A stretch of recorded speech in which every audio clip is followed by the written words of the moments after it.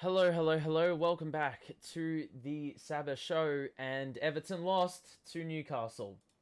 Just when we thought we were getting over the hump, didn't happen.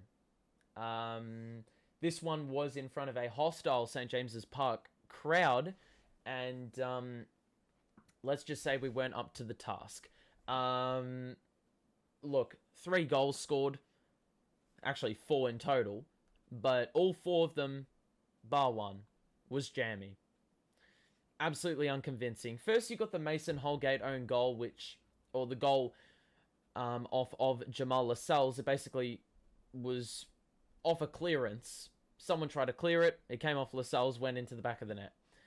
And Holgate, well, was the last guy to get a touch on it for Everton. Then 2 minutes later, Lascelles returns the favour, except it comes off Mason Holgate for an own goal. And mind you, both players couldn't do anything about it at their respective ends.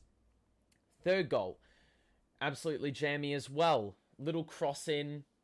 We weren't able to clear it off the goal line. Andros Townsend, for some reason, decided to kick it with his left leg, or attempt to kick it with his left leg and not his right.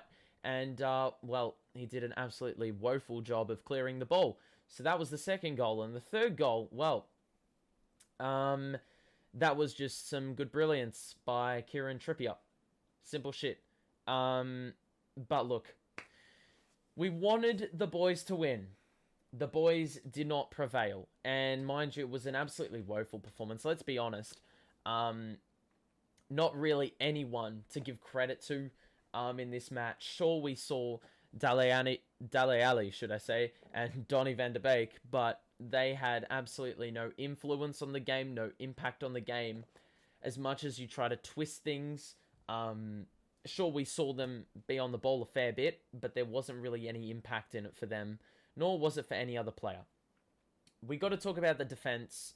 As much as this coaching change was going to bring about new life, it certainly has done that, by the way.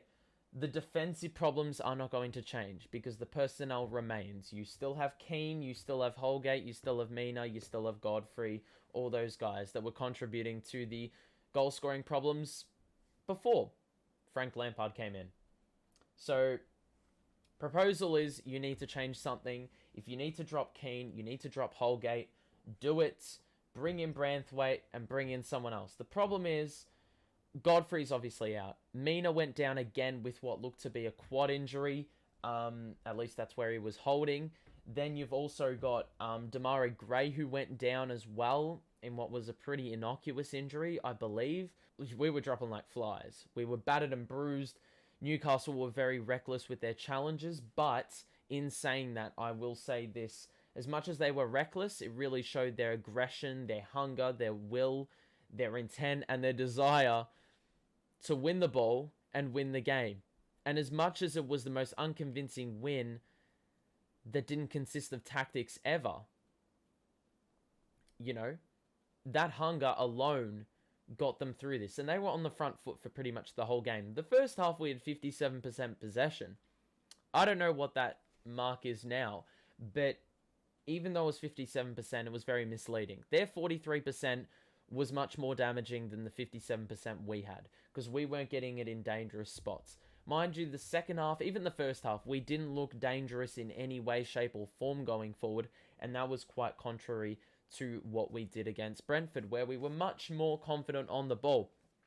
I mean, you look at how sloppy we were, especially in the 10 to 15 minutes to start the game, much similar to Rafa Ball, coming out slow out of the gates, which was just unacceptable if we're going to be honest.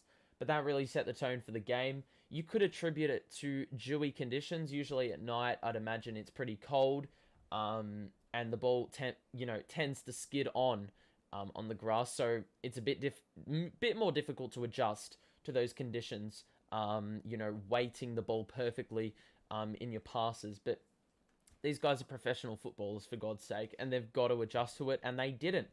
And we basically got punished for it. So that beautiful, free-flowing passing game that we had against Brentford was non-existent. Because in order for that to be successful, you need to put your passes together. And we didn't do that. Didn't do it enough, at least. There were times where we would get a few passes together, string a few passes together, but it didn't happen for a prolonged period. And, I think the fourth goal the other day, 30 passes it took to get our fourth goal. And that was great ball movement. But there wasn't enough of that. We weren't able to string together 30 passes in a row. Impossible. We didn't play keepings off very well.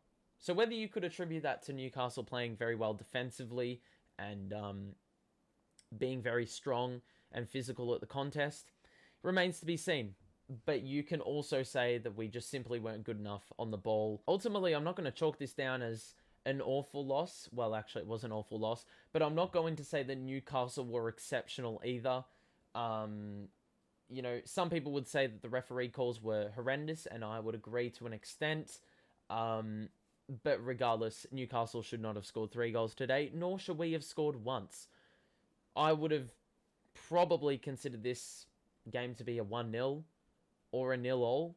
The fact that there were 4 goals in this game is just criminal, but that is just epitomizing how bad our defense is. Having a look at the last time Newcastle scored, it was in November against Brentford, and before that it was against Norwich in August, so last season. So Newcastle don't score a lot of goals, and once again, Everton are the team to do it.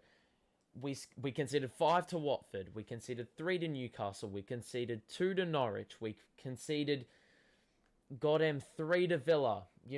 These teams should not be scoring this many goals. They're scoring an exceptionally higher than they have been all season in front of goal.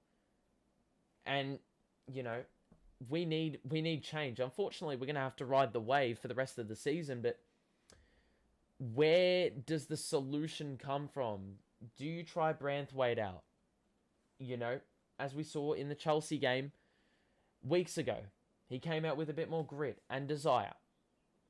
And unfortunately, these Everton players currently in the starting 11, they don't feel the need to fight for their spot. So they aren't giving it their all on a weekly basis. Branthwaite isn't really testing the selectors, He's not proving himself enough to warrant, being selected in the starting 11. And that's why Michael Keane and Mason Holgate aren't playing well, because they aren't getting held accountable for being shit.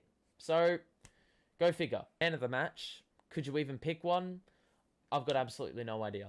You probably have to give it to one of Dele Alli or Donny van de Beek, but I'm going to go out on a limb and say there was no man of the match. 0 man of the match. It was just simple as that. At halftime, I would have called every player average. At full time, I would have called every player average or below average. It didn't get any higher than that standard. If we just look from a larger perspective, the gods were out to get us today. First game, Lampard in charge in the Prem for Everton. Mikalenko goes out with COVID. Townsend has to play wing back, and he was absolutely exposed in that area. He was garbage. Not that it was his fault. Then the 2 injuries happened to Gray and Mina, and you can't help those either, but it kept us, we were very restricted. Yeah, we were very restricted in the sense that Lampard only had 1 change, to use tactically. The other 2 changes were forced. So, unfortunately, we had our hands tied. And if you go down 2-1, you want to have the luxury of making as many changes as possible, but unfortunately, that didn't exist. And then the referee, you can make your case for the referee being trash, but ultimately, that's not why we lost. That's not why we conceded 3 goals. A lot of things happen, and sometimes it's just the game of football. Injuries are a part of the game. Referees are a part of the game. COVID is now a part of our game. So, some things we just have to live with. But we got Leeds coming up next week. Big game. Once again, a team around us in the table. We need to win this game. We are literally 5 points from 20th, which is absolutely mad to say, but we are. It's just stating facts, and it's a problem. It's a very huge, glaring problem. But if there's one way to resolve it, it's to start winning. And against Leeds, who have not made any changes in the transfer window, they've got a lot of players out injured. They are very vulnerable. A couple players are getting into some good form, But in saying that, a very good opportunity for us to pick up the 3 points against a team that is lacking confidence, hasn't been in the best of form, and a team that's around us in the table. So it's essentially another one of those 6-point fixtures where if you win, you not only get yourself 3 points, but you deny the opposition of getting 3 points. But, based on today, we could be in to concede another 3 goals based on how shit our backline has been. But if you enjoyed this video, drop a like, subscribe to the show. We're back here next week for the match reaction against Leeds. But have a great rest of your day. Yeah, that's pretty much it. So thank you for watching. Thanks for the support as usual. And I will see you in the next video or live stream. Thank you. And peace out.